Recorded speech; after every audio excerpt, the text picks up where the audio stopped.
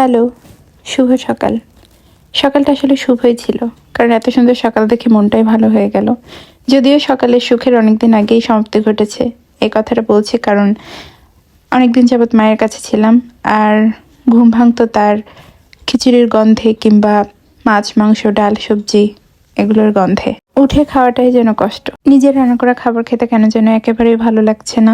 খুব যে খারাপ রান্না করি বিষয়টা এরকমও না, তবে কেন যেন ভালোই লাগছে না। এই কারণেই ব্রেকফাস্টটা এটা সেটা খাবার দিয়েই সেরে নেই। আর আপনার আশেপাশে যদি নতুন নতুন বেকারের উদ্ভব হয়, তাহলে কিন্তু আপনি ব্রেকফাস্ট, লাঞ্চ, ডিনার সবটাই কেক দিয়েই সেরে নিতে পারবেন।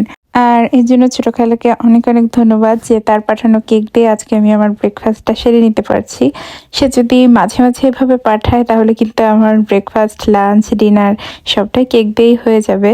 আর কেকটা সত্যি ভীষণ মজা ছিল। ইদানিং চা খাওয়া একেবারেই ছেড়ে দিয়েছি, তবুও ভিডিও সুন্দর করার জন্য একটু চা নিয়ে ঢং করতেই হলো। ঢং না, ঠিক খেতেই হলো আর কি। এই কারণে চায়ের পরিমাণ খুবই অল্প ছিল। যাই হোক, আমার সকালটা তো এভাবে গেল। আপনাদের কি অবস্থা?